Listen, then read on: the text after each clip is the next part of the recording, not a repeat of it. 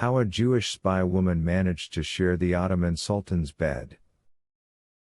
At the height of his reign, Sultan Ahmed III, who ruled the Ottoman Empire from 1703 to 1730, was a symbol of power and opulence. In the heart of the Ottoman court, where political conspiracies intertwined with human emotions, appeared Doña Rosa, a Jewish spy from the Republic of Venice. She was sent on a secret mission to gather vital information about the Ottoman military and political movements. Thanks to her beauty and culture, Rosa managed to hide her true intentions and became the beloved mistress of Sultan Ahmed III while working to achieve her country's goals. Here is the complete story with its intriguing details. Doña Rosa arrived in Istanbul, presented as an exotic gift to Sultan Ahmed III. She wore an exquisite gown embroidered with golden threads, her face radiant with irresistible beauty. When she entered the palace, everyone was captivated by her presence, even the palace servants and guards. She was known to be not just a beautiful woman but also someone with a high culture and mature intellect, making her the center of attention. Rosa was brought to meet the Sultan, and at that moment, her life changed forever. As she sat before Ahmed III, they engaged in a conversation about literature and the arts. The Sultan was intrigued by such topics and felt a great sense of comfort while talking to her. This intellectual allure led him to decide to keep her in his harem, oblivious to her non-Ottoman roots. Following their first meeting, Rosa began spending her nights in the Sultan's palace. Her skills in bed were extraordinary. She knew how to please the Sultan in a way that made him request her constantly. She managed to weave a passionate love affair with him, utilizing everyone around her to serve her purposes, giving her ample opportunities to gather information. While spending time in the palace, Rosa began stealthily acquiring sensitive information about the Ottoman military. She listened carefully to the Sultan's discussions with his advisors, storing everything her ears heard. Even during intimate moments, she paid close attention and mentally noted details, seizing every moment to document the information that would benefit her country. Rosa did not limit herself to her relationship with the Sultan.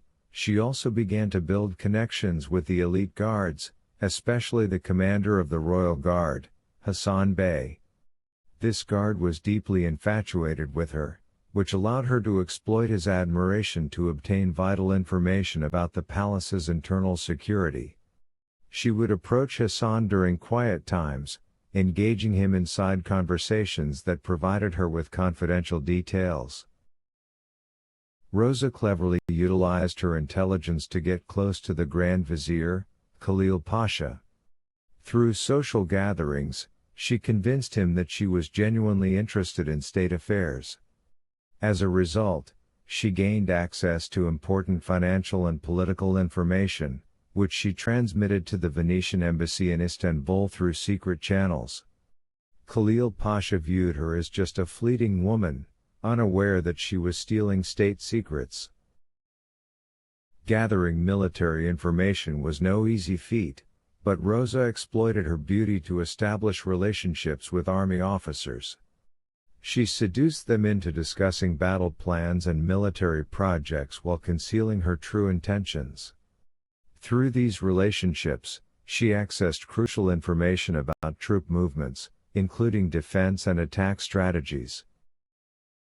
Rosa developed her method for transmitting the information she gathered.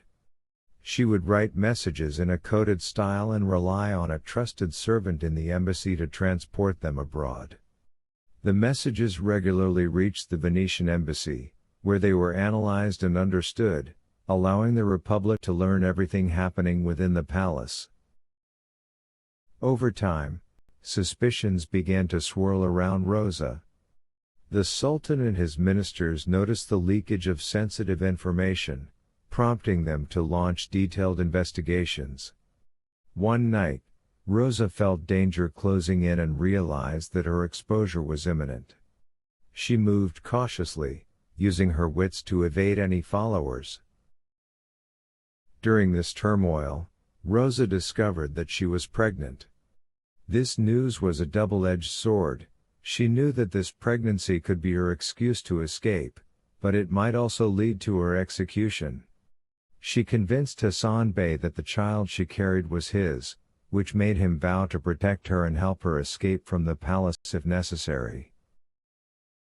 On a dark night, Hassan Bey led her through secret passages in the palace, avoiding all eyes. Her escape was filled with tension, but she was determined to leave the palace at any cost. When she finally reached the palace gates, she embraced Hassan Bey, thanking him for saving her. However, she had to continue on her own. After fleeing the palace, Rosa sought refuge at the Venetian embassy, where the diplomats welcomed her warmly. She presented herself as a refugee and requested protection. Using all her charm, she convinced them of the importance of the information she held, prompting them to provide the necessary assistance for her escape from the empire. Rosa succeeded in escaping to Venice, where she was hailed as a heroine by her leaders.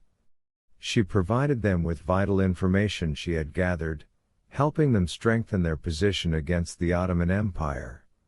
Her story became a symbol of courage and bravery, showcasing the spy who survived death through her intelligence and skill. After her escape, Rosa's legend spread throughout the Ottoman court. She was recounted as a tale of beauty, cunning, and deception.